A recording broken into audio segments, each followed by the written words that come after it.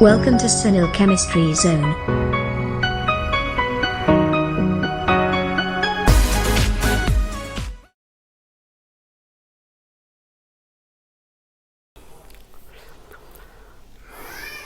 નમસ્તે વિદ્યાર્થીઓ. Next topic છે હવે આગળ દ્વિતીયક કોષ. છેલ્લે લાસ્ટ ટોપિક આપણે ભણી ગયા અલગ અલગ પ્રકારની બેટરીઝના પોઈન્ટ વિશે, ને જેમાંથી પ્રાથમિક કોષ તરીકે આપણે પ્રાથમિક બેટરી વિશે ભણી ગયા, જેમાં પ્રાથમિક બેટરીની અંદર લેક્લેન્સી કોષ મતલબ કે સૂકો કોષ ડ્રાય સેલ વિશે માહિતી આપી હતી. બીજા નંબરમાં તો મર્ક્યુરી કોષ જેને આપણે નામ આપ્યું હતું. હવે આપણી પાસે 3 કોષ એવા કમ્પ્લીટ થઈ ગયા. એક ડેનિયલ કોષ આવ્યો હતો, બીજો સૂકો કોષ આવ્યો, ત્રીજો આવે મર્ક્યુરી કોષ હતો. 3ના પોટેન્શિયલ યાદ કરો. ડેનિયલ કોષનો પોટેન્શિયલ છે 1.10 વોલ્ટ, સૂકા કોષનો પોટેન્શિયલ છે 1.50 વોલ્ટ, બરાબર છે. ઘટતો 1.25 થી નીચે 1.20 થાય ત્યારે કોષ કાર્ય કરતો બંધ થઈ જાય છે. અને ત્રીજો હતો મર્ક્યુરી કોષ જેનો પોટેન્શિયલ છે 1.35 વોલ્ટ જેટલો. હવે પ્રાથમિક કોષ આપણે એવો કોષ ગણ્યો કે જેને એક વખત ઉપયોગ કરી લીધા બાદ બીજી વખત એને પુનઃઉત્પાદિત કરી શકાતો નથી, એને આપણે પ્રાથમિક કોષ કહે છે. અને એનું રીઝન પણ આપણે ત્યાં સમજાવ્યું હતું કે ડ્રાય સેલ જે આપેલો છે, ડ્રાય સેલની અંદર Mn+4નું રૂપાંતર Mn+3માં થાય છે, પણ Mn+3 થી Mn+4માં એને પરિવર્તિત કરી શકાતો નથી. એટલા માટે સાથે સાથે બીજો પણ એક ક્વેશ્ચન આપણે સમજાવ્યો હતો કે મર્ક્યુરી કોષ જે છે એ એના આયુષ્યકાળ દરમિયાન કોન્સ્ટન્ટ 1.35 વોલ્ટ પોટેન્શિયલ દર્શાવે. એનું પણ રીઝન આપણે બતાવ્યું કે એની જે કોષ પ્રક્રિયા આપી છે રેડોક્સ રિએક્શન, એ રેડોક્સ રિએક્શનમાં કોઈપણ જગ્યાએ આયનો ઉત્પન્ન થયેલા હોતા નથી, અને આયનોની ગેરહાજરી જ પ્રક્રિયાનું પોટેન્શિયલ કોન્સ્ટન્ટ રાખે, જે ડ્રાય સેલની અંદર આપણને જોવા મળતો નથી. ચલો હવે ત્યાર પછીનો બીજો પોઈન્ટ છે આપણી પાસે દ્વિતીયક કોષ જેનું નામ આપ્યું છે સેકન્ડરી સેલ. એક એક્ઝામની રીતે જોવા જાઓ તો આ ટોપિક ખાસો ઇમ્પોર્ટન્ટ કહી શકાય. એક્ઝામ્પલ પણ પૂછી શકે છે, સમજાવું છું એક્ઝામ્પલ. પછી બીજા નંબરમાં આની અંદરથી એની જે રિએક્શન્સ આવે છે, રિએક્શન્સ મોટાભાગે પૂછાય છે, MCQ પણ પૂછાતા હોય છે.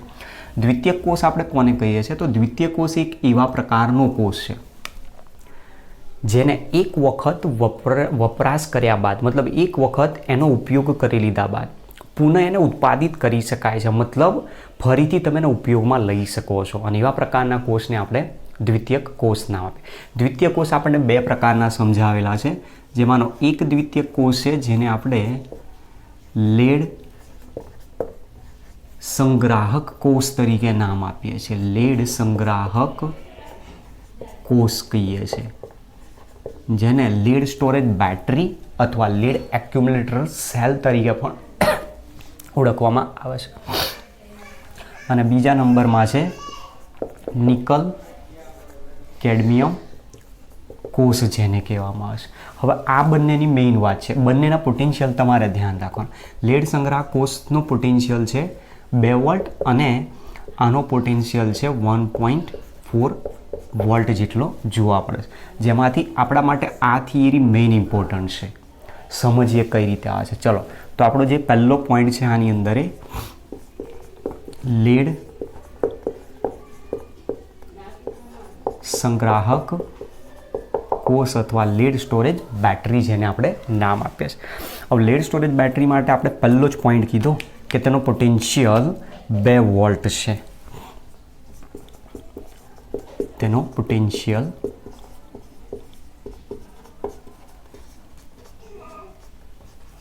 2 વોલ્ટ જેટલો આપણને જોવા મળતો હોય છે. હવે આ જે લેડ સંગ્રાહક કોષ આપેલો છે એ લેડ સંગ્રાહક કોષની અંદર એનોડ અને કેથોડ એક જ પાત્રની અંદર ગોઠવેલા હોય, અને એવા એનોડ કેથોડ એક પાત્રમાં જ્યારે ગોઠવવામાં આવે ત્યારે એ એક કોષ બનતો હોય, જેનો પોટેન્શિયલ કેટલો હોય છે 2 વોલ્ટ. સામાન્ય રીતે 12 વોલ્ટનો આપણને કોષ બેટરી જોવા મળતી હોય છે. 12 વોલ્ટની જે બેટરી જોવા મળે છે એની અંદર એનોડ અને કેથોડને ઓલ્ટરનેટિવલી ગોઠવેલા હોય છે, અને ઓલ્ટરનેટિવલી ગોઠવેલા હોય ત્યારે એમાં એક કોષ બનાવેલો હોય, જેમાં એક એનોડ એક કેથોડ હોય તો 2 વોલ્ટ પોટેન્શિયલ આપે. જ્યારે પહેલામાં 12 વોલ્ટ પોટેન્શિયલ આપે છે, મતલબ ટોટલ આવા એનોડ અને કેથોડ કેટલા ગોઠવેલા હશે? 6 ગોઠવેલા હશે. ક્લિયર? તો એ પ્રમાણે ઓલ્ટરનેટિવલી એની અંદર ગોઠવણી કરવામાં આવતી હોય છે. હવે લેડ એક્યુમ્યુલેટર સેલ, લેડ સંગ્રાહક કોષ ક્યાં યુઝ થતો હોય છે? તો એનો ઉપયોગ છે એક તો ઓટોમોબાઈલમાં અને બીજા નંબરમાં ઇન્વર્ટર તરીકે આપણે ઘરમાં આનો ઉપયોગ કરતા હોઈએ છીએ. હવે આની રચના શું છે એને સિમ્પલ પહેલાં અહીંયાથી સમજવાનો પ્રયત્ન કરીએ કે જે લેડ સંગ્રાહક કોષ છે, લેડ સંગ્રાહક કોષમાં એક પાત્ર હોય છે આ રીતનું પોલિમર પદાર્થમાંથી બનાવેલું, પ્લાસ્ટિક મટીરિયલનું, બહુ જ એકદમ હાર્ડ કેસ હોય, જેની અંદર એનોડ અને કેથોડની જ્યારે ગોઠવણી કરેલી હોય છે તો એનોડ અને કેથોડની ગોઠવણી ઓલ્ટરનેટિવલી કઈ રીતે હોય છે એને સમજો. તો આપણી પાસે અહીંયા ધારો કે એક ઇલેક્ટ્રોડ ગોઠવેલો છે જેને હું એનોડ તરીકે નામ આપું, પછી એ જ પ્રમાણે બીજો ઇલેક્ટ્રોડ ગોઠવેલો હોય જેને કેથોડ તરીકે નામ આપીએ છીએ. એ જ પ્રમાણે બીજો એક અહીંયા એનોડ હોય, એ જ પ્રમાણે અહીંયા એની આગળ બીજો એક પાછો કેથોડ આ રીતનો ગોઠવેલો હોય. ચલો એ જ પ્રમાણે આગળ અહીંયા બીજો એક એનોડ, કેથોડ, અને આ પ્રમાણેની ગોઠવણી આપણને એની અંદર જોવા મળતી હોય છે. અને એ જે ગોઠવણી આપેલી છે એ ગોઠવણીની અંદરથી આપણને 12 વોલ્ટ પોટેન્શિયલ જ્યારે જરૂર હોય, સામાન્ય રીતે જે ઓટોમોબાઈલની અંદર યુઝ થાય છે 12 વોલ્ટ પોટેન્શિયલ ધરાવતી બેટરી આપણને જોવા મળતી હોય છે. અને એ બેટરી વિશે આપણને થોડીક અહીંયા શરૂઆતમાં એની આકૃતિ દ્વારા સમજૂતી આપે. તો આપણી પાસે આ anode, cathode, anode, cathode, anode, cathode, anode, cathode, અને એ જ પ્રમાણે હજુ પણ 1 2 3 4 અહીંયા મેં 4ની ગોઠવણી કરેલી છે. બરાબર, આપણે વધારે ગોઠવવાનો પ્રયત્ન નથી કરતા, જસ્ટ સમજાવવા માટે આની ગોઠવણી કરું છું. તો આ રીતના 4 ઇલેક્ટ્રોડ મેં ગોઠવ્યા છે. એ 4 ઇલેક્ટ્રોડમાંથી જે એનોડ તરીકે વર્તે છે એને અહીંયાથી એક જોડાણ અહીંયા દર્શાવીએ છીએ. આ રીતનું આની અંદર જોડાણ થયેલું હોય કે જે એનોડ તરીકે વર્તે છે, અને બાકી જે રહ્યા એ અહીંયા કેથોડ તરીકે વર્તા હોય. તો તમે જુઓ આ રીતે ક્રમ બાય ક્રમ ઓલ્ટરનેટિવલી એનોડ અને કેથોડની ગોઠવણી કરેલી હોય છે, જેમાં એનોડ અને કેથોડ જે અહીંયા ગોઠવેલા છે એમની વચ્ચે અહીંયા એક બારીક પડ પ્લાસ્ટિક મટીરિયલમાંથી અથવા તો પછી કોઈક લાકડાની પ્લેટ વચ્ચે ગોઠવી દીધેલી હોય, અને એ પ્રમાણે આ એક આખો કોષ અલગ થઈ જાય. અને આ જે આખો કોષ અલગ પડ્યો એનો પોતાનો પોટેન્શિયલ કેટલો હોય? 2 વોલ્ટ જેટલો હોય. પછી એ પ્રમાણે આ જે એનોડ કેથોડ છે એને પણ એ રીતે અલગ કરેલા, આ એનોડ કેથોડને પણ એ રીતે અલગ કરેલા, આ એનોડ કેથોડને પણ એ રીતે અલગ કરેલા. સાથે સાથે જે આ એક કોષ, એક લેડ સંગ્રાહક કોષ છે એને એકબીજાથી બીજા કોષથી અલગ કરવા અહીંયા પણ પાછી એક પોરસ પ્લેટ પ્લાસ્ટિક મટીરિયલમાંથી બનાવેલી ગોઠવણી કરેલી હોય. એ જ પ્રમાણે અહીંયા પણ ગોઠવણી કરેલી હોય, એ જ પ્રમાણે અહીંયા ગોઠવણી કરેલી હોય. તો તમે જુઓ 2 વોલ્ટ આના 2 વોલ્ટ, આના 2 વોલ્ટ, આના 2 વોલ્ટ, ટોટલ તમે કેટલા કોષ ગોઠવ્યા? આવા 4 કોષ ગોઠવેલા છે. 4 કોષોનું શ્રેણી જોડાણ છે આપેલું, અને આ જે શ્રેણી જોડાણ આપેલું છે એમાં એક કોષનો પોટેન્શિયલ 2 વોલ્ટ છે, તો 4 કોષનો પોટેન્શિયલ 2 દુના 2 ચોક 8 વોલ્ટ પોટેન્શિયલ ટોટલ થાય. તો આ 8 વોલ્ટની બેટરી આપણને સમજાવેલી છે. તો લેડ સંગ્રાહક કોષની રચના આ રીતની આપેલી હોય છે, જેમાં એનોડ કેથોડને ઓલ્ટરનેટિવલી ગોઠવેલા હોય. હવે એકચ્યુઅલી એની રચના શું છે આપણે એક કોષ દ્વારા સમજવાનો પ્રયત્ન કરીએ. તો એમાં સમજો, આપણી પાસે એક પાત્ર લીધેલું છે અહીંયા એ મુજબ કે આ એક પાત્ર લીધું છે, અહીંયા બતાવું છું આને, આ રીતનું એક પાત્ર લીધું છે, જે પાત્રની અંદર 2 વિદ્યુત ધ્રુવો મૂકેલા છે. 2 વિદ્યુત ધ્રુવોમાંથી એક એનોડ અને બીજો એક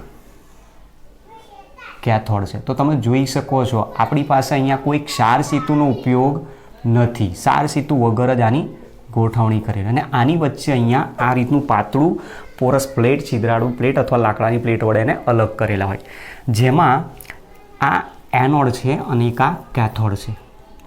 અહીંયાથી આ બંનેનું જોડાણ કરેલું હશે, જેમાં એનોડ અને કેથોડ તરીકે શું હોય અને અહીંયા જે દ્રાવણ ભરેલું હોય છે દ્રાવણ તરીકે શેનું દ્રાવણ છે આપણા માટે એ મેઇન ઇમ્પોર્ટન્ટ છે. અહીંયા આ જે આપેલો છે એનોડ તરીકે વધશે, જેને અહીંયા નામ આપી દઉં છું એનોડ, અને એનોડ તરીકે છે એને માઇનસ તરીકે બતાવીએ છીએ, અને આ જે દર્શાવ્યો છે કેથોડ, જેને અહીંયા આપણે પ્લસ તરીકે બતાવીએ છીએ. હવે અહીંયા જે એનોડ આપેલો છે એ એનોડ તરીકે વર્તતો જે વિદ્યુત ધ્રુવ છે એ છિદ્રાળુ લેડની પ્લેટમાંથી બનાવેલો હોય. વાદળી જેવા લેડની પ્લેટ એવો શબ્દ આપ્યો છે, મતલબ છિદ્રાળુ લેડની પ્લેટ હોય. અને જે કેથોડ તરીકે વર્તે છે એ કેથોડ લેડ ડાયોક્સાઇડ PbO2નું અસ્તર ચડાવેલું હોય, લેડ ડાયોક્સાઇડ PbO2નું અસ્તર ચડાવેલ લેડની પ્લેટની ગોઠવણી કરેલી હોય છે. અને આ જે બે ઇલેક્ટ્રોડ છે એ ઇલેક્ટ્રોડને અહીંયા 38% વેઇટ બાય વેઇટ સાંદ્રતા ધરાવતા મંદ H2SO4ના જલીય દ્રાવણમાં ડૂબાડેલો હોય છે. મતલબ અહીંયા જે જલીય દ્રાવણ આપેલું છે એક પ્રકારે વિદ્યુત વિભાજ્ય પદાર્થ છે. આ ગોઠવણી છે એની. આવી ગોઠવણી કરી દીધા બાદ જે આપણી બેટરી છે, બેટરી ઓકે છે, જેમાં શરૂઆતની અંદર જે સલ્ફ્યુરિક એસિડ આપેલો છે, સલ્ફ્યુરિક એસિડની ઘનતા 1.25 ગ્રામ પર સેન્ટીમીટર ક્યુબથી 1.30 ગ્રામ પર સેન્ટીમીટર ક્યુબ જેટલી હોય છે. ક્યારે? બેટરી જે આપણું ફ્રેશ પ્રોડક્શન થઈને કંપનીમાંથી આવેલી છે, બરાબર, એક્સાઇડ બેટરીની બધું જે નામ આપ્યા છે આપણે, એ બેટરી જે આપેલી છે, બેટરી જ્યારે પ્રોડક્શન થાય છે ત્યારે એમાં એનોડ કેથોડ આ રીતે ગોઠવાય, જેમાં લેડની છિદ્રાળુ લેડની પ્લેટ એનોડ તરીકે હોય અને કેથોડ તરીકે PbO2નું અસ્તર લગાડેલી પ્લેટ જોડાયેલી હોય. તો મતલબ અહીંયા જે બતાવ્યા છે બધા જે એનોડ તરીકે છે, તો એ એનોડ છે એને હું અહીંયા અલગ કરવાનો ટ્રાય કરું છું. જુઓ, આ આપણી પાસે બધા એનોડ છે.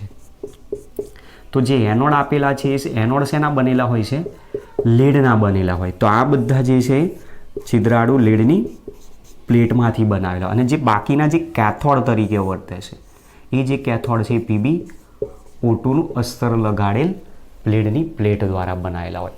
અને એવું જોડાણ કર્યા બાદ એ વિદ્યુત ધ્રુવોને 38% વેઇટ બાય વેઇટ સાંદ્રતા ધરાવતા H2SO4ના મંદ જલીય દ્રાવણમાં ડૂબાડેલો હોય, જે વિદ્યુત વિભાજ્ય તરીકે વર્તે, જેની શરૂઆતમાં સાંદ્રતા 1.25 થી 1.30 ગ્રામ પર સેન્ટીમીટર ક્યુબ જેટલી એની ઘનતા આપણને જોવા મળે છે. તો આ એક ક્વેશ્ચન તમારે ધ્યાન રાખવાનું છે કે જે વિદ્યુત વિભાજ્ય પદાર્થ છે એમાં કેટલી સાંદ્રતા હોય છે સલ્ફ્યુરિક એસિડની, અને એની ઘનતા શરૂઆતમાં કેટલી હોય. હવે આ બેટરી આપણી ઓલરેડી કમ્પ્લીટ તૈયાર છે. હવે એ બેટરીને આપણે શું કરીએ છીએ? ગાડીની અંદર નાખીને એનું જોડાણ કરીએ છીએ. તો આ ઘરની અંદર આપણે ઇલેક્ટ્રિસિટી જનરેટ કરવા માટે, વિદ્યુત પ્રવાહ મેળવવા માટે, મતલબ કે વિદ્યુત પ્રવાહ મેળવવા માટે એનું જ્યારે જોડાણ કરીએ છીએ ત્યારે શું કરીએ છીએ? એના જે બે પોઈન્ટ હોય છે, બે પોઈન્ટ સાથે આપણે ક્લેમ્પ દ્વારા વાયર મારફતે જોડાણ કરીને આપણા ઘરની અંદર જે ઇલેક્ટ્રિક ડિવાઇસ હોય છે એના તરફ આપણે એની ગોઠવણી કરીએ. તો મતલબ થાય શું? અહીંયા એક કેમિકલ રિએક્શન થાય. કેમિકલ રિએક્શન થશે, રાસાયણિક પ્રક્રિયા થશે, રાસાયણિક ઉર્જા ઉત્પન્ન થશે, અને એ રાસાયણિક ઉર્જાનું અહીંયાથી રૂપાંતરણ વિદ્યુત ઉર્જા તરીકે થશે. તો આમાં કેટલી વિદ્યુત ઉર્જા જનરેટ થાય છે એ વિદ્યુત ઉર્જા તમે અહીંયા મીટર મારફતે માપી શકો છો. એવું આપણે આના ઉપરથી કહી શકીએ છીએ. મતલબ અહીંયા જે કન્ડિશન આપી છે, કન્ડિશનમાં શું છે કે રાસાયણિક ઉર્જાનું વિદ્યુત ઉર્જામાં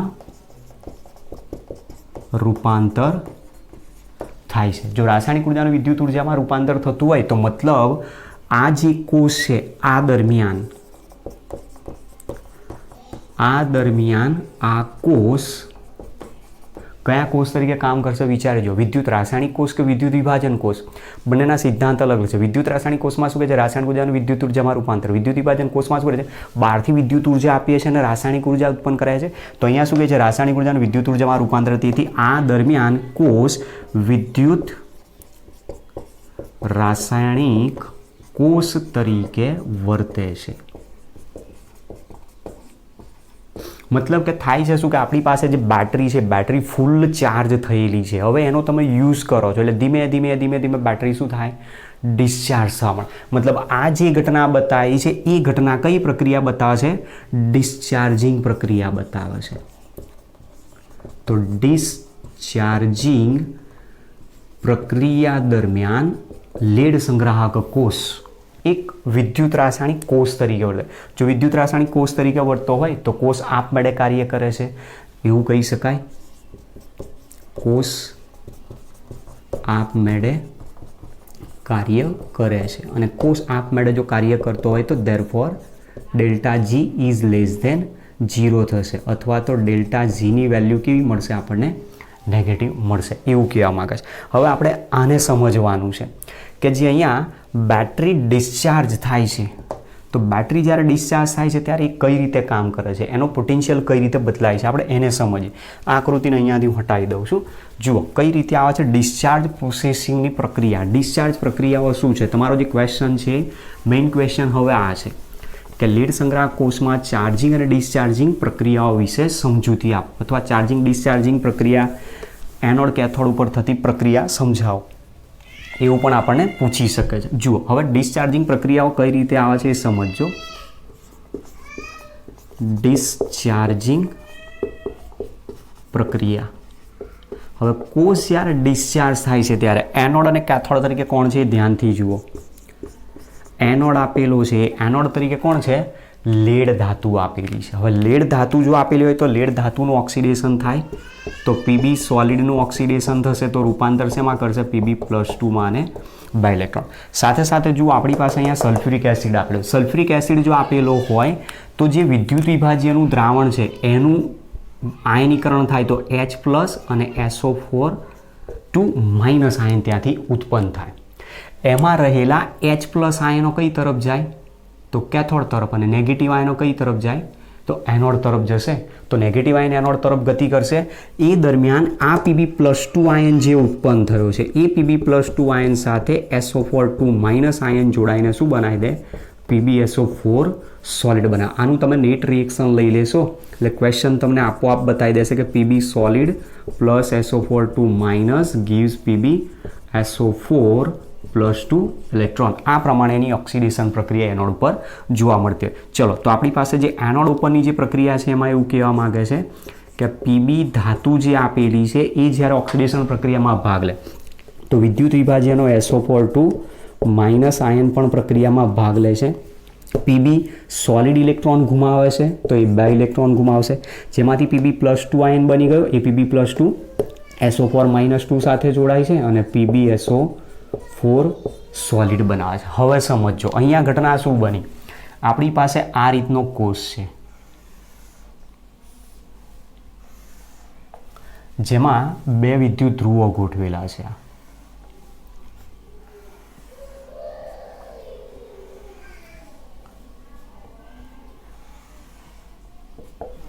હવે જે વિદ્યુત ધ્રુવો ગોઠવેલા છે એ વિદ્યુત ધ્રુવોમાં અહીંયા આપણે પ્રક્રિયા બતાવીશું ડિસ્ચાર્જિંગ.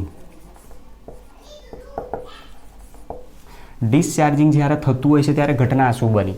શરૂઆતમાં અહીંયા લેડ ધાતુનો વિદ્યુત ધ્રુવ હતો, એનોડ તરીકે અહીંયા કોણ હતો, લેડ આપેલો હતો. તો એનોડ ઉપર લેડ ધાતુ હતી, કેથોડ ઉપર PbO2 આપેલી છે. તો જુઓ એનોડ ઉપર જે લેડ હતો એ લેડનું રૂપાંતર શેમાં થયું, PbSO4 તો મતલબ આ શેમાં કન્વર્ટ થઈ ગયો, PbSO4 કન્વર્ટ થઈ ગયું કહી શકાય. ચલો હવે પછી બીજી પ્રક્રિયા કઈ થશે, કેથોડ ઉપર પ્રક્રિયા થશે. તો કેથોડની રિએક્શન અહીંયા લખવાનો પ્રયત્ન કરીએ. હવે કેથોડ ઉપર કોણ છે તો ધ્યાનથી જુઓ, કેથોડ તરીકે PbO2 આપેલો છે. PbO2ની સાથે સાથે અહીંયાથી H+ આયન પણ એની સાથે જાય. હવે ત્યાં ઘટના શું બનશે કે જે PbO2 આપેલો છે આપણને એ PbO2 અહીંયાથી શું કરશે, Pb+2 આયન છૂટો પાડી દેશે અને ઓક્સાઇડ આયન પણ અહીંયાથી છૂટો પાડશે. જેવો Pb+2 આયન બનશે તરત જ Pb+2 આયન સાથે ફરી પાછો કોણ એટ્રેક્ટ થવા માંડશે, SO4 તો એ પણ શું બનાવશે, PbSO4 બનાવવા માંડશે. તો PbSO4 બનશે અને પેલો દ્રાવણમાં રહેલો જે H+ આયન છે એ H+ આયન કોની સાથે જોડાય, ઓક્સાઇડ આયન સાથે જોડાશે તો H2O બનાવી દેશે. તો એ રીતની પ્રક્રિયા થશે જેમાં PbO2નું રૂપાંતર પાછું અહીંયા પણ શેમાં થાય છે, PbSO4. ચલો તો એની કેથોડ પરની રિડક્શન પ્રક્રિયા લખીએ તો PbO2 સોલિડ પ્લસ ભાગ લેશે એની સાથે SO4 પ્લસ હાઇડ્રોજન આયન પણ ભાગ લેશે H+ આયન સલ્ફ્યુરિક એસિડના.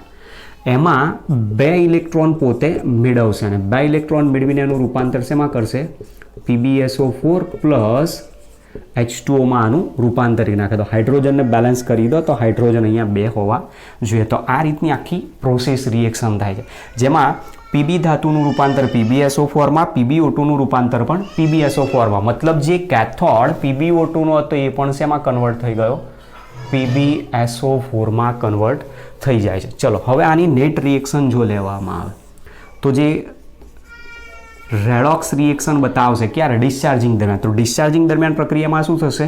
અહીંયાથી ઇલેક્ટ્રોન કેન્સલ કરી નાખો.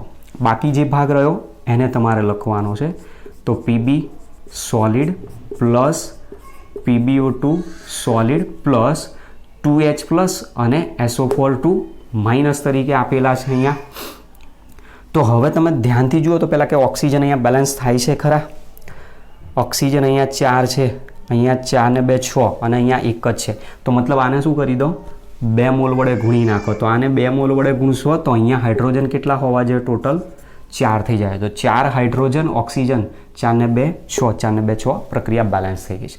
ઓકે, ચલો. તો PbO2 solid plus SO4 minus 2 SO4 minus 2 એટલે 2SO4 અથવા પહેલાં પ્લસ આયન લખીએ તો 4H પ્લસ આયન છે પ્લસ 2SO4 2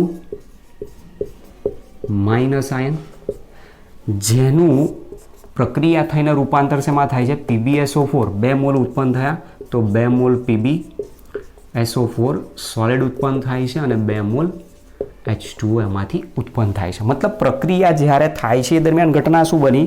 સલ્ફ્યુરિક એસિડ વપરાય છે. એટલે આ ધ્યાન રાખવાનું છે. ડિસ્ચાર્જિંગ દરમિયાન H2SO4 વપરાય છે, તેથી તેની ઘનતા ઘટશે. હવે જ્યારે ડિસ્ચાર્જ કોષ થવા માંડે છે ત્યારે એની ઘનતામાં જે ઘટાડો થાય છે, એ ઘનતાની અંદર જે ઘટાડો છે, ઘટાડો કેટલો થાય છે? તો 1.10 ગ્રામ પર સેન્ટીમીટર ક્યુબથી 1.15 ગ્રામ પર સેન્ટીમીટર ક્યુબ જેટલો ઘટાડો થાય છે. ક્યારે? ડિસ્ચાર્જિંગ. કોષ જ્યારે ડિસ્ચાર્જ થઈ જાય ત્યારે આટલી એની અંદર ડેન્સિટી રહી જાય. તો મતલબ 0 થઈ જતી નથી. એનો મતલબ સલ્ફ્યુરિક એસિડ પૂરેપૂરો વપરાઈ ગયો નથી એવું આપણે માની શકીએ. શરૂઆતમાં ઘનતા હતી 1.25 થી 1.30, એમાં 0.15નો ઘટાડો કરી નાખો એટલે તમારી કેટલી ડેન્સિટી ઘટે છે એ બતાવશે. તો આ જ્યારે પ્રક્રિયા થાય છે એ દરમિયાન આટલો જે ભાગ આની અંદર દ્રાવણમાં છે, એ દ્રાવણની અંદર કોણ કોણ છે? તો એક તો H2O બની ગયો છે. તમે જુઓ, પાણી આની અંદર ઉત્પન્ન થાય છે. પાણી ઉત્પન્ન થયું, સાથે સાથે કેટલાક આની અંદર H પ્લસ અને SO4 માઇનસ આયન પણ હાજર હશે, કારણ કે સલ્ફ્યુરિક એસિડ 0 થઈ ગઈ નથી એની ડેન્સિટી. અને એટલા માટે જ આ જ્યારે કોષમાં બંને વિદ્યુત ધ્રુવો PbSO4 ના બને તો એક ઇલેક્ટ્રોન ગુમાવવાની વૃત્તિ ધરાવે છે, એક ઇલેક્ટ્રોન મેળવવાની વૃત્તિ ધરાવે, અને એના કારણે લેડ સંગ્રહ કોષને તમે ફરીથી ઉત્પાદિત કરી શકો છો, ફરીથી એને રિચાર્જ કરી શકાય છે. તો ક્વેશ્ચન આપણા બધા અહીંયાથી પૂછાતા હોય છે. ધ્યાન રાખજો આની અંદર કે અહીંયા ક્વેશ્ચનમાં એવું કહેવા માગે છે કે લેડ સંગ્રહ કોષની ડિસ્ચાર્જિંગ પ્રક્રિયાઓ દર્શાવો, અથવા તો ડિસ્ચાર્જિંગ દરમિયાન એનોડ કેથોડ પર થતી પ્રક્રિયા દર્શાવો. તો આ પ્રક્રિયાઓ આવશે અને એની જે આખી રચના છે આપણને આ રીતની સમજાવેલી છે. હવે આ કોષ ડિસ્ચાર્જ થઈ ગયો છે. કોષ ડિસ્ચાર્જ થાય છે આપણને ખબર નથી પડતો. ઘણી વખત આપણે જોયું કે મોટર વ્હીકલ છે, 2 વ્હીલર 4 વ્હીલર, ગાડીને સેલ મારીએ ત્યારે સેલ ઉપડતો ના હોય, ત્યારે ઘણી વખત આપણે ગાડીને ધક્કા મારીને ચાલુ કરતા હોય. આવું ક્યારેક ક્યારેક બને છે. અને ક્યારેક એવું થાય છે કે કદાચ ધક્કા મારવાથી પણ ચાલુ નહીં થતી, તો પછી શું કરવું પડે? બેટરી ચેક કરાવવી પડે. આપણે બેટરીને લઈ જઈએ છીએ ફોરમેન પાસે અથવા તો પછી શોરૂમ ઉપર જઈએ તો બેટરીના વોલ્ટેજ ચેક કરે. આપણી જે 2 વ્હીલરની બેટરી છે 12 વોલ્ટની બેટરી. 12 વોલ્ટની બેટરી મતલબ આવા એક કોષ જે છે શ્રેણીમાં કેટલા જોડેલા છે? 6 કોષ જોડેલા છે. જે મોટી ગાડી છે, બસ છે, ટ્રક છે, એની અંદર ટોટલ આવા 24 વોલ્ટની જરૂર પડતી હોય. તો એવા લેડ સંગ્રહ કોષ દ્વારા બનેલી જે બેટરી હોય, એ બધી બેટરીઓને એક કરતાં વધુ શ્રેણીમાં જોડાણ કરીને જોડી દીધેલી હોય છે. અને એ પ્રમાણે વધારે વોલ્ટેજની જો જરૂર પડતી હોય તો તમે વધારે વોલ્ટેજ શ્રેણી જોડાણ કરીને મેળવી શકો. હવે જે બેટરી ડિસ્ચાર્જ થઈ ગઈ છે, બેટરી ડિસ્ચાર્જ થઈ ગઈ, આપણે એને ફોરમેન પાસે લઈ જઈએ એટલે શું કરશે? બેટરીને ચાર્જ કરશે. ચાર્જ કરતાં પહેલાં શું કરશે કે એની અંદર સલ્ફ્યુરિક એસિડ છે, તો સલ્ફ્યુરિક એસિડને મેન્ટેન કરવાનો પહેલાં પ્રયત્ન કરશે. સલ્ફ્યુરિક એસિડ ઓછો થયો એટલે એમાં શું કરશે? કોન્સન્ટ્રેટ H2SO4 થોડોક નાખશે, પછી એમાં પાણી ભરી દેશે એટલે સાંદ્રતા એની શું થઈ જાય? ઓછી થઈ જાય. એટલે દ્રાવણ કેવું બની જાય? મંદ દ્રાવણ બની જશે અહીંયા જેવું આપ્યું.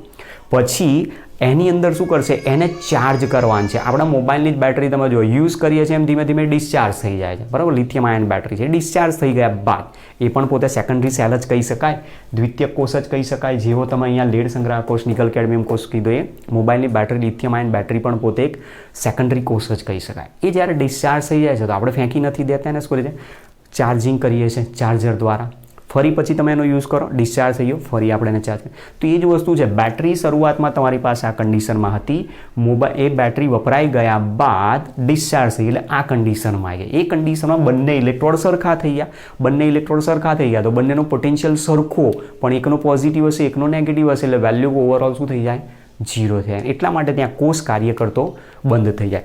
હવે આને આપણે ચાર્જિંગ કરવાનું છે. તો ચાર્જિંગ કઈ રીતે થઈ શકે, તો એના માટે આપણી જે બેટરી અહીંયા આપેલી છે, બરાબર, આકૃતિ અહીંયા બનાવું છું સાઈડમાં.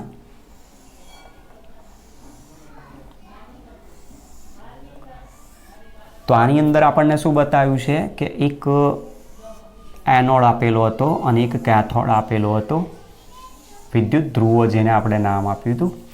એમાં આ PbSO4નો બનેલો છે અત્યારે, આ પણ PbSO4નો જ બનેલો છે એવું કીધું. હવે શરૂઆતની અંદર આપણી પાસે જે કન્ડિશન હતી એમાં આ એનોડ તરીકે હતો, બરાબર. અહીંયા છે એ ધ્યાન રાખજો, આ એનોડ તરીકે આપેલો હતો, આ કેથોડ તરીકે આપેલો. હવે જ્યારે બેટરીનું ચાર્જિંગ કરવાનું થાય ત્યારે પોટેન્શિયલ કોષનો 2 વોલ્ટ છે, આ એક કોષનો પોટેન્શિયલ 2 વોલ્ટ, તો હંમેશા એનાથી ઊંચું વિદ્યુત દબાણ બહારથી આપવું પડે.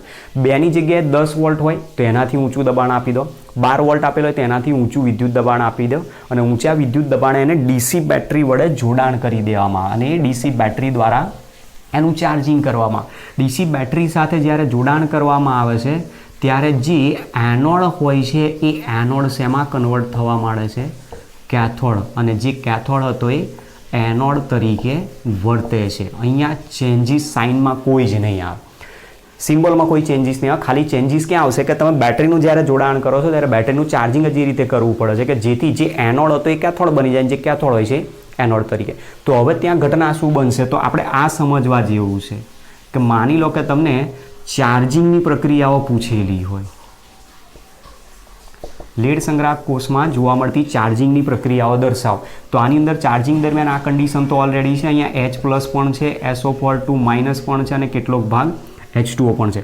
તો એની રિએક્શન્સ કઈ રીતે આવે, તો આ જે પ્રક્રિયાઓ આપેલી છે એ પ્રક્રિયાઓને શું કરી દો, આખી ઉલટાવી નાખો. આખી પ્રક્રિયા તમે જ્યારે ઉલટાવશો તો ઘટના આમાં શું બનશે સમજજો. હવે કે જ્યારે કોષ ડિસ્ચાર્જ થઈ ગયા બાદ એની પર બેટરી ડીસી બેટરી વડે જોડાણ કરીને ખૂબ ઊંચું વિદ્યુત દબાણ એને લાગુ પાડવામાં આવતું હોય છે. હવે જ્યારે ઊંચું વિદ્યુત દબાણ જ્યારે એને લાગુ પાડવામાં આવે તો જે ચાર્જિંગ પ્રક્રિયાઓ થાય છે એ ચાર્જિંગ પ્રક્રિયાઓમાં એનોડ હતો એ કેથોડ બની જાય ને કેથોડ હતો એ એનોડ. એમાં શું કરો, બંને રિએક્શનને ઉલટાવી દો. પહેલાં એનોડની પ્રક્રિયાને તમે ઉલટાવશો એટલે પ્રક્રિયા આવશે PbSO4 solid plus 2 electron gives Pb solid plus SO4 2-. તો જુઓ આ પ્રક્રિયા શું થઈ, રિડક્શન. તો રિડક્શન જ્યાં થતું હોય એ શું કહેવાય, હંમેશા કેથોડ તરીકે ઓળખવામાં. તો આ પ્રક્રિયા તમે જુઓ લખેલી હતી એનોડની, એને ઉલટાવી દીધી એટલે એનોડ શું બની ગયો, કેથોડ. પછી એ જ પ્રમાણે આ પ્રક્રિયાને ઉલટાવી દો એટલે એનોડની જે પ્રક્રિયા આવશે ચાર્જિંગ દરમિયાન એ શું આવશે, PbSO4 solid plus 2 H2O liquid gives PbO2 solid plus SO4 2- aqueous plus 2 electron. અને આની જ્યારે નેટ રિએક્શન લેશો તો જે ઓવરઓલ ચાર્જિંગ પ્રોસેસ થાય છે એ આ રીતની છે, રેડોક્સ રિએક્શન, જેમાં 2 મોલ PbSO4 છે, PbSO4 સોલિડ. તો 2 મોલ PbSO4, ઇલેક્ટ્રોન અહીંયાથી કેન્સલ કરી નાખો, +2 H2O liquid gives Pb solid plus PbO2 solid plus 2 SO4 -2 aqueous. અને બીજો ભાગ શું રહી ગયો આમાંથી, 4H+ આયન છે આપેલો. તો અહીંયાથી આ રીતની આખી ચાર્જિંગ પ્રોસેસ આની અંદર આપણને જોવા મળતી હોય. તો ચાર્જિંગ ડિસ્ચાર્જિંગ પ્રોસેસ આખી આ રીતની જોવા મળતી હોય. અને એ દરમિયાન જ્યારે તમે બેટરીને ચાર્જ કરાવશો એટલે જે ચાર્જિંગ થાય છે એ દરમિયાન એનોડ કેથોડ તરીકે વર્તે અને કેથોડ એનોડ તરીકે વર્તે હોય. ક્યારે? જ્યારે ચાર્જિંગ થતી હોય ત્યારે, એ દરમિયાન જ. હવે એ દરમિયાન અહીંયા શું કર્યું કે ચાર્જિંગ માટે તમે બહારથી ઊંચું વિદ્યુત દબાણ આપ્યું છે. બહારથી ઊંચું વિદ્યુત દબાણ જો આપવામાં આવે તો ચાર્જિંગ દરમિયાન તે કોષ વિદ્યુત વિભાજન કોષ તરીકે વર્તે. વિદ્યુત વિભાજન કોષ તરીકે વર્તે. વિદ્યુત વિભાજન કોષ તરીકે વર્તે તો આપણે બહારથી ઉર્જા આપીએ છીએ મતલબ કોષ ઉપર કાર્ય થાય છે, અને કોષ ઉપર કાર્ય થાય તો delta G is greater than 0 અથવા delta G is equal to શું આવશે? પોઝિટિવ વેલ્યુ આવી શકે છે. બરાબર. તો તમારે આ વસ્તુ ધ્યાન રાખવાની છે કે ચાર્જિંગ અને ડિસ્ચાર્જિંગમાં બંનેમાં ડિફરન્સ શું છે. તો જ્યારે લેડ સંગ્રાહક કોષ ડિસ્ચાર્જ થતો હોય છે એ દરમિયાન એ રાસાયણિક ઉર્જાનું વિદ્યુત ઉર્જામાં રૂપાંતર કરે, અને એટલા માટે વિદ્યુત રાસાયણિક કોષ તરીકે કાર્ય કરે છે. તો એ પોતે કાર્ય કરે છે એટલા માટે એનો ડેલ્ટા જીની વેલ્યુ નેગેટિવ આવે. જ્યારે ચાર્જિંગ પ્રોસેસ દરમિયાન લેડ સંગ્રાહક કોષને બહારથી ઊંચું વિદ્યુત દબાણ આપીને ચાર્જ કરવામાં આવે છે, તો મતલબ એના ઉપર કાર્ય થાય. એ દરમિયાન વિદ્યુત ઉર્જાનું રૂપાંતર અહીંયા રાસાયણિક ઉર્જામાં થતું હોય છે. હવે રાસાયણિક ઉર્જામાં રૂપાંતર થાય ત્યારે એમાંથી છેલ્લી રિએક્શન તમને આપી છે, એમાં જુઓ 4H++SO4 - ઉત્પન્ન થાય, તો એ પાછું શું બનાવી દે? ભેગા થઈને H2SO4 પાછો બનાવે. તો H2SO4 જે શરૂઆતમાં વપરાવા માંડ્યો હતો આની અંદર પ્રક્રિયા દરમિયાન, એ H2SO4 ફરીથી પાછો બને. H2SO4 બની ગયા બાદ શું કરશે? બેટરી ચાર્જ થઈ ગઈ છે, એના વોલ્ટેજ કમ્પ્લીટ થઈ ગયા કે નહીં, તો વોલ્ટમીટર ડિજિટલ વોલ્ટમીટરમાંથી માપી લેવામાં અને ખબર પડી કે 12 વોલ્ટની બેટરી હતી, 12 વોલ્ટ એની અંદર કમ્પ્લીટ છે, 14 વોલ્ટની બેટરી હતી, 14 વોલ્ટ કમ્પ્લીટ છે, તો બેટરી ચાર્જ થઈ ગઈ એમ કહી શકાય. પછી તમે એ બેટરીને લઈને ફરી પાછો યુઝ કરવો હોય તો કરી શકો. એ દરમિયાન તમે આ બેટરી અહીંયાથી હટાવી દો તો આ જે PbSO4 હતો, એ જે PbSO4 હતો એ PbSO4 શેમાં બની ગયો? પીબીમાં કન્વર્ટ થઈ જાય. તો આ પાછો પીબી બની જશે અને આ પાછો PbO2 બની જશે. તો જે કન્ડિશન પહેલાં આપણને આપેલી હતી એ જ પ્રકારની આખી કન્ડિશન ફરીથી જનરેટ થઈ જાય છે, અને એટલા માટે આ પ્રકારની જે પ્રક્રિયા છે એને આપણે ચાર્જિંગ પ્રોસેસ તરીકે નામ આપેલી છે. તો જે ક્વેશ્ચન આપણને સમજાયો છે એમાં ચાર્જિંગ ડિસ્ચાર્જિંગ પ્રોસેસ શું છે, મેઇન ઇમ્પોર્ટન્ટ પોઈન્ટ છે. તો જો ફરીથી ટોપિકને સમજીએ આમાં શું કહેવા માંગેલું છે. તો આપણી પાસે પોઈન્ટ આપેલો છે દ્વિતીયક કોષ છે. તો દ્વિતીયક કોષ કોને કહીએ છીએ? તો દ્વિતીયક કોષ એટલે એક એવા પ્રકારનો કોષ કે જેને એક વખત ઉપયોગ કર્યા બાદ પુનઃ ઉત્પાદિત કરી શકાતો એને દ્વિતીયક કોષ કહે. તો દ્વિતીયક કોષ તરીકે લેડ સંગ્રાહક કોષ છે, નિકલ કેડમિયમ કોષ છે, મોબાઈલની બેટરી, લિથિયમ આયન બેટરી બંને રિચાર્જેબલ 3 હોવાથી એને દ્વિતીયક કોષ તરીકે ઓળખી શકાય. જેમાં લેડ સંગ્રાહક કોષની અંદર બે વિદ્યુત ધ્રુવો લઈ દેવા હોય છે. એમાં એનોડ તરીકે છિદ્રાળુ લેડની પ્લેટ, કેથોડ તરીકે PbO2નું અસ્તર લગાડેલી લેડની પ્લેટ લેવામાં આવેલી, અને આ બંને એક પાત્રની અંદર 38% વેઇટ બાય વેઇટ મધ સલ્ફ્યુરિક એસિડના વિદ્યુત વિભાજ્ય તરીકે લેવામાં આવેલા દ્રાવણમાં ડૂબાડેલા હોય છે. જેમાં સલ્ફ્યુરિક એસિડની શરૂઆતની સાંદ્રતા ઘનતા શરૂઆતમાં 1.25 ગ્રામ પર સેન્ટીમીટર ક્યુબથી 1.30 ગ્રામ પર સેન્ટીમીટર ક્યુબ જેટલી હોય છે. હવે આ જે એનોડ કેથોડ છે એને એક ઓલ્ટરનેટિવલી ગોઠવ શ્રેણીમાં જોડાણ કરેલું હોય છે. હવે જ્યારે આનું તમે વિદ્યુત રાસાયણિક ઉર્જાનું વિદ્યુત ઉર્જામાં રૂપાંતર કરશે ત્યારે પ્રક્રિયા કયા પ્રકારની થાય છે? તે ડિસ્ચાર્જિંગની પ્રક્રિયા થાય. એ ડિસ્ચાર્જિંગ પ્રક્રિયાઓ દરમિયાન લેડ સંગ્રાહક કોષ જે આપણને બતાવ્યો છે એ જ્યારે ડિસ્ચાર્જિંગ પ્રોસેસ કરશે ત્યારે એ દરમિયાન ઘટના શું બને છે? એમાંથી પીબી સોલિડ ઓક્સિડાઇઝ થાય છે અને સાથે સાથે અહીં SO4 -2 પ્રક્રિયામાં ભાગ લે તો રિએક્શન થાય છે, એમાંથી PbSO4 એનોડ ઉપર જમા થઈ જાય છે. બીજા નંબરમાં PbO2 SO4 -2 H+ કેથોડ ઉપર પ્રક્રિયા થશે, અને કેથોડ ઉપર પ્રક્રિયા થશે એનું પણ રૂપાંતર શેમાં થયું? PbSO4માં. તો જ્યારે કોષ ડિસ્ચાર્જ થઈ જાય એ દરમિયાન જે સલ્ફ્યુરિક એસિડ વાપરેલો છે એ સલ્ફ્યુરિક એસિડની ઘનતા 1.25 થી 1.30 ગ્રામ પર સેન્ટીમીટર ક્યુબ હતી, એ ઘટીને કેટલી થઈ જાય છે? તો 1.10 થી 1.15 ગ્રામ પર સેન્ટીમીટર ક્યુબ જેટલી થઈ જાય, અને એ દરમિયાન કોષ કાર્ય કરતો બંધ થઈ જાય. હવે એ કોષ કાર્ય કરતો બંધ થઈ જાય છે એનું કારણ છે મેઇન બંને જે ઇલેક્ટ્રોડ છે એક સરખા થઈ જાય, અને એ બંને ઇલેક્ટ્રોન સરખા હોવાના કારણે એક ઇલેક્ટ્રોન ગુમાવી શકે છે, એક ઇલેક્ટ્રોન મેળવી શકે છે, અને એટલા માટે લેડ સંગ્રાહક કોષને પુનઃ ઉત્પાદિત કરી શકાય છે, ફરીથી એને ચાર્જિંગ કરી શકાય. હવે ચાર્જિંગ કરવા માટે હંમેશા શું કરવાનું કે બેટરી અથવા કોષ જેટલા પોટેન્શિયલ ધરાવતી હોય 2, 4, 6, 8, 10, 12 જે પ્રમાણેનો પોટેન્શિયલ હોય હંમેશા એના કરતાં ઊંચું વિદ્યુત દબાણ, ઊંચો પોટેન્શિયલ ધરાવતી બાહ્ય બેટરી વડે એનું જોડાણ કરો. તો આપણે એના માટે શું કર્યું, અહીંયા એક ડીસી બેટરી વડે જોડાણ કર્યું. ધારો કે આ 2 વોલ્ટની છે, તો અહીંયા હું ધારો કે 2 કરતાં વધારે પોટેન્શિયલ 10 વોલ્ટની બેટરી આની સાથે જોડાણ કર્યું. બેટરી વડે જોડાણ કરો છો, બહારથી વિદ્યુત ઉર્જા આપીએ છીએ અને નીચે રાસાયણિક પ્રક્રિયા થાય. તો વિદ્યુત ઉર્જાનું રાસાયણિક ઉર્જામાં રૂપાંતર કરે છે. એટલા માટે ચાર્જિંગ દરમિયાન એ વિદ્યુત વિભાજન કોષ તરીકે વર્તે, જ્યારે ડિસ્ચાર્જિંગ દરમિયાન વિદ્યુત રાસાયણિક કોષ તરીકે વર્તે છે એવું આપણે કહી શકીએ છીએ. અને એનોડ કેથોડ અહીંયા જે આપેલા છે એ બદલાઈ જશે, બરાબર. ચાર્જિંગ દરમિયાન જે એનોડ હતો એ કેથોડ બને છે, જે કેથોડ હતો એ એનોડ બને છે. એટલા માટે ચાર્જિંગની જે પ્રક્રિયાઓ આપેલી છે બંનેને ઉલટાવીને લખી દેવાની. એનોડની જગ્યાએ કેથોડ, કેથોડની જગ્યાએ એનોડ લખશો એટલે પ્રક્રિયાઓની અંદર કેથોડ ઉપર લેડ ધાતુ જમા થશે, એનોડ ઉપર PbO2 જમા થશે. તો અહીંયા લેડ જમા થઈ જશે, અહીંયા PbO2 જમા થઈ જશે. બેટરીને અહીંયાથી હટાવી દો તો ફરી આ એનોડ, આ કેથોડ બની જશે. ફરી તમે બેટરીનો યુઝ કરવો હોય તો કરી શકો છો, બરાબર. તો આ રીતની આખી રિએક્શન્સ આપેલી છે. એટલે અમુક જે પોઈન્ટ અહીંયા નોંધ કરેલા છે, પોઈન્ટ તમારી રીતે નોંધ કરી રાખજો. સાથે સાથે જે મેં ક્વેશ્ચનની વાત કરી છે, પ્રશ્ન આપણો જે છે, પ્રશ્ન શું છે, તો લીડ સંગ્રાહક કોષમાં લેવામાં આવેલા વિદ્યુત વિભાજ્યના દ્રાવણની મોલારિટી કેટલી? પ્રશ્ન આ રીતનો આપણને પૂછી શકે છે, ધ્યાન રાખજો.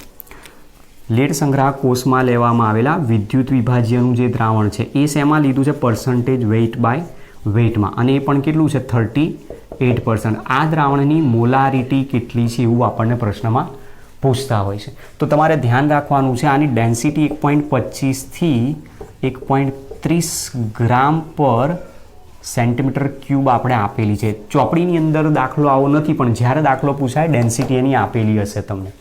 તો મોલારિટી અને વેઇટ બાય વેઇટનો આપણી પાસે સૂત્ર છે. Molarity is equal to percentage weight by weight into 10 into d upon molecular weight. આનો ઉપયોગ કરો. માની લો કે ડેન્સિટી તમને કેટલી આપેલી છે? 1.30 આપેલી. તો અહીંયા તમે યુઝ કરો, પર્સન્ટેજમાં મૂકી દો 38 ઇન્ટુ 10 ઇન્ટુ 1.30 અને છેદમાં મોલિક્યુલર વેઇટ સલ્ફ્યુરિક એસિડનું 98 મૂકી દો અને એનો જે જવાબ આવે એ સલ્ફ્યુરિક એસિડની મોલારિટીમાં એની સાંદ્રતા દર્શાવે છે એવું આપણે કહી શકીએ. તો આવો એક શોર્ટ ક્વેશ્ચન MCQ તરીકે પૂછવું હોય તો પણ પૂછી શકે છે. બાકી તો દાખલો વિદ્યુત વિભાજનની થિયરીની પરથી જ વિદ્યુત વિભાજન કોષ તરીકે પણ પૂછી શકે છે કે બેટરીની અંદર આટલા કલાક સુધી આટલો વિદ્યુત જથ્થો પસાર કરવામાં આવે તો એનોડ કેથોડ ઉપર કેટલા PbSO4 કેટલા ગ્રામ જમા થાય છે એવો પણ પ્રશ્ન આવી શકે છે.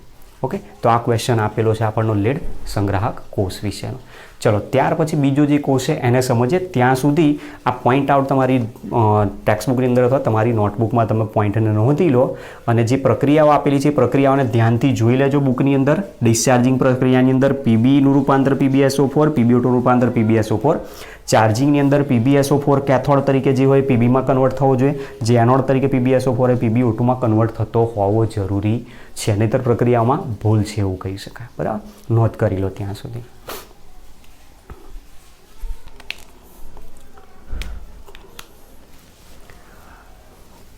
ત્યાર પછીનો બીજો પોઈન્ટ આપ્યો છે નિકલ કેડમિયમ કોષ. નિકલ કેડમિયમ કોષ છે. નિકલ કેડમિયમ કોષ આમ જોવા જાવ તો એક વિશિષ્ટ પ્રકારનો કોષ કહી શકાય, જે મોટા ભાગે વધુમાં પ્રમાણમાં ઉપયોગી થઈ શકે છે, વધુ પ્રમાણમાં વપરાય છે. જેનો યુઝ ક્યાં થાય છે? તો નિકલ કેડમિયમ કોષ જે જોવા મળે છે આપણને કેલ્ક્યુલેટરમાં મોટા ભાગે જોવા મળતો હોય છે.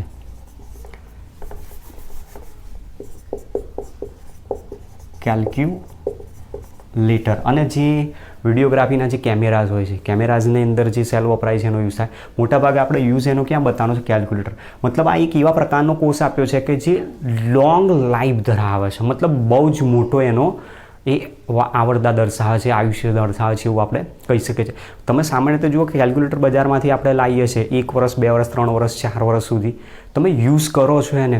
સેલ આપણે ઝડપથી એને બદલતા નથી, મતલબ બહુ જ મોટો એનો લાઈફ પીરિયડ આપેલો છે. તો જે કેલ્ક્યુલેટરમાં યુઝ થાય છે નિકલ કેડમિયમ કોષ છે, પણ આ જે કોષ છે વપરાશમાં બહુ ઓછો છે. એના પાછળનું એક રીઝન છે કે એની અંદર જે ધાતુઓ વપરાય છે નિકલ અને કેડમિયમ રેર એલિમેન્ટ આપેલી છે, મોંઘી પણ વધારે છે, એટલા માટે એનો યુઝ બહુ લિમિટેડ સ્થાન ઉપર છે. હવે આ જ્યારે કોષ કાર્ય કરતો હોય છે ત્યારે એમાં સૌથી પહેલાં એની કોષની રચના શું હોય છે? તો કોષની રચનામાં જે એનોડ હોય છે એ એનોડ કેડમિયમ ધાતુનો બનેલો હોય છે અને જે કેથોડ છે એ કેથોડ તરીકે NiO2 જેને આપણે સામાન્ય રીતે IUPAC નામ તરીકે નિકલ 4 ઓક્સાઇડ કહીએ છીએ. નિકલ ડાયોક્સાઇડ આપેલો છે પણ એનું આઈયુપીસી નામ શું છે? નિકલ 4 ઓક્સાઇડ છે. એનોડ તરીકે કેડમિયમ ધાતુ અને કેથોડ તરીકે NiO2 સોલિડ નિકલનો ઓક્સાઇડનો ઉપયોગ કરવામાં આવતો હોય. અને આનું ગોઠવણી શેની અંદર કરવામાં આવેલી હોય તો વિદ્યુત વિભાજ્ય તરીકે KOHનું મંદ જલીય દ્રાવણ ત્યાં વાપરવામાં આવે છે અને એ પ્રમાણેની ગોઠવણી કરી દીધી હોય છે. જેવો આપણે મર્ક્યુરી સેલ જોયો તો, ડ્રાય સેલ જોયો, લેડ સંગ્રાહક કોષ જોયો, એ પ્રમાણેમાં વિદ્યુત વિભાજ્ય આની અંદર KOH હોય. અને જ્યારે આ કોષ કાર્ય કરતો હોય તો એનોડ કેથોડ ઉપર જે ડિસ્ચાર્જિંગ પ્રક્રિયા થાય છે, પ્રક્રિયાઓ કઈ રીતે થાય છે તો ધ્યાન રાખજો. આ જ્યારે પ્રક્રિયા કરતો હોય છે ત્યારે એનોડ ઉપર કેડમિયમ ધાતુનું ઓક્સિડેશન થાય. જો કેડમિયમ ધાતુનું ઓક્સિડેશન થાય તો Cd+2 આયનમાં એ કન્વર્ટ થાય અને 2 ઇલેક્ટ્રોન મુક્ત કરી શકે. પણ તમે ધ્યાનથી જુઓ કે એનોડ ઉપર ધાતુની સાથે સાથે વિદ્યુત વિભાજ્યમાં રહેલો K+OH- આયન પણ છે. એમાંથી OH- પણ ત્યાં પ્રક્રિયામાં ભાગ લઈ શકે છે. તો આ OH- અહીંયા પ્રક્રિયામાં ભાગ લે અને Cd+2 સાથે પ્રક્રિયા કરીને CdOH ટ્વાઇસ બનાવી દે છે. તો અહીંયા ટોટલ કેટલા મોલ વપરાય છે? 2 મોલ OH- વિદ્યુત વિભાજ્યના પ્રક્રિયામાં ભાગ લેતા હોય છે. એ જ પ્રમાણે કેથોડ ઉપર જ્યારે પ્રક્રિયા થાય તો કેથોડ ઉપર પ્રક્રિયા જ્યારે થશે તો કેથોડ ઉપર નિકલનો ઓક્સાઇડ આપેલો છે. એ નિકલનો ઓક્સાઇડ પ્રક્રિયામાં ભાગ લે. દ્રાવણ આપેલું છે આપણને જલીય દ્રાવણ, તો જલીય દ્રાવણમાંથી H2O પ્રક્રિયાની અંદર ભાગ લેશે અને એ પ્રક્રિયા જ્યારે થશે તો પોતે ઇલેક્ટ્રોન મેળવીને રિડક્શન દ્વારા શું કરાવશે? નિકલ હાઇડ્રોક્સાઇડ NiOH ટ્વાઇસ બનાવી દેશે. NiOH ટ્વાઇસ બને ને જોડે જોડે 2 OH- આયન પણ ઉત્પન્ન થાય. તો મતલબ અહીંયા હાઇડ્રોજન તમે જુઓ ટોટલ 4 વપરાયા, તો અહીંયા કેટલા મોલ હોવો જોઈએ? 2 મોલ હોવા જોઈએ. અને આની જ્યારે નેટ રિએક્શન લેવામાં આવે તો OH- કેન્સલ થઈ જશે, ઇલેક્ટ્રોન કેન્સલ થઈ જાય. તો રેડોક્સ પ્રક્રિયા જે દર્શાવશે એ રેડોક્સ પ્રક્રિયા આવશે Cd solid plus NiO2 solid plus 2 H2O liquid gives CdOH twice plus NiOH twice. આ રીતની આખી એક રિએક્શન થાય અને આ જે પ્રક્રિયા થાય છે એ પ્રક્રિયા માટેનો જે પોટેન્શિયલ છે એ પોટેન્શિયલની વેલ્યુ આપણને 1.4 વોલ્ટ જેટલી મળતી હોય. આ જે પ્રક્રિયા છે એ નિકલ કેડમિયમ કોષની કઈ પ્રક્રિયા કહેવાય? તો ડિસ્ચાર્જિંગ પ્રોસેસ કહેવામાં આવે છે. આ ક્વેશ્ચન પૂછાય છે અહીંયાથી. નિકલ કેડમિયમ કોષ માટે ચાર્જિંગ ડિસ્ચાર્જિંગની પ્રક્રિયા આપો તો તમને આ ડિસ્ચાર્જિંગની પ્રક્રિયા ખબર છે. ચાર્જિંગની પૂછે તો શું કરો? એનોડને કેથોડ બનાવી દો, કેથોડને એનોડ કરી દો અને આ જે પ્રક્રિયાઓ છે ને ઉલટાવીને લખી દો. પ્રક્રિયાને રિવર્સ કરી નાખો, એનોડની જગ્યાએ કેથોડ કરી દો અને કેથોડની જગ્યાએ એનોડ ઉલટાવીને લખી દો. કેમ ડિસ્ચાર્જિંગ ચાર્જિંગ પૂછી શકે? તો આપણી પાસે કોષ કયો છે? દ્વિતીયક કોષ છે. દ્વિતીયક કોષ ના હોત તો પ્રક્રિયાને કોઈ દિવસ એ રીતે પૂછી શકતા નથી. પણ દ્વિતીયક કોષ હોવાના કારણે આની ચાર્જિંગ ડિસ્ચાર્જિંગ પ્રક્રિયાના ક્વેશ્ચન પૂછી શકે છે અને એનો પોટેન્શિયલ કેટલો થાય છે? તો 1.4 વોલ્ટ થાય છે. તો જો આપણી પાસે લીડ સંગ્રાહક કોષ એક આવી ગયો, એના પહેલાં સૌથી પહેલાં આપણો જે હતો એ ડેનિયલ કોષ આવ્યો. તો ડેનિયલ કોષ જે લીધો એ ડેનિયલ કોષનો પોટેન્શિયલ આપણે કેટલો બતાવ્યો હતો? તો 1.10 વોલ્ટ છે. બીજા નંબરમાં આવ્યો સૂકો કોષ, લેકલેન્સે કોષ જેને કહીએ છીએ. સૂકા કોષનો પોટેન્શિયલ આપણે બતાવેલો છે 1.50 વોલ્ટ. પછી આવ્યો મર્ક્યુરી કોષ. મર્ક્યુરી કોષનો પોટેન્શિયલ એના આયુષ્યકાળ દરમિયાન 1.35 વોલ્ટ જેટલો જોવા મળ્યો. પછી આવ્યો લેડ સંગ્રાહક કોષ. લેડ સંગ્રાહક કોષનો પોટેન્શિયલ 2 વોલ્ટ હોય છે. અને પછી આવ્યો નિકલ કેડમિયમ કોષ આવ્યો અને નિકલ કેડમિયમ કોષનો પોટેન્શિયલ 1.4 વોલ્ટ જેટલો જોવા મળે. અને એ પણ તમે જુઓ નેટ રિએક્શન એની ચેક કરો, કોઈ પણ આયનો હાજર નથી અહીંયા. એટલા માટે આનો પોટેન્શિયલ એના સમગ્ર જીવનકાળ દરમિયાન 1.4 કોન્સ્ટન્ટ બતાવી શકે છે. તો કોન્સ્ટન્ટ પોટેન્શિયલ મર્ક્યુરી સેલ અને નિકલ કેડમિયમ સેલ બંને દર્શાવી શકે છે. અને એટલા માટે જ કેલ્ક્યુલેટરમાં તમે જુઓ કે મોટાભાગે સેલ વીક પડતો હશે પણ કોઈ દિવસ કેલ્ક્યુલેશન તમે જે કરો એ સ્લો નથી પડતું. નહીંતર વિચારી જુઓ, ક્યાંક લોગની ફોર્મ્યુલા એન્ટી લોગની ફોર્મ્યુલા લખવા ગયા 13 વખત વર્ગમૂળ ઓછા 1 ગુણ્યા 35 58 અને તો જો સેલ સ્લો થઈ ગયો હોય તો શું થશે? 13 વખત વર્ગમૂળ, બંધ થઈ ગઈ ડિસ્પ્લે, ફરી તમે 2 3 4 5 વાર દબાઈ દેશો, 13 ક્યાંય પૂરા થાય. તો વસ્તુ આ સમજવા જેવી છે કે એનો પોટેન્શિયલ જે છે બિલકુલ કોન્સ્ટન્ટ પોટેન્શિયલ દર્શાવે છે કે એનું રીઝન છે સેકન્ડરી સેલ હોવાથી. તો આપણે જે આજનો ટોપિક હતો એ દ્વિતીયક કોષ વિશે આપેલું છે. હવે પછીનું જે લેક્ચર આવશે એ લેક્ચરની અંદર આપણે જે આપણા બળતણ કોષ છે, હાઇડ્રોજન ઓક્સિજન બળતણ કોષ, એક એનો ટોપિક કમ્પ્લીટ કરીશું અને બીજો ક્ષારણની પ્રક્રિયાનો કમ્પ્લીટ કરીશું. ઓકે, તો મળીએ નેક્સ્ટ લેક્ચરની અંદર. Thanks to all.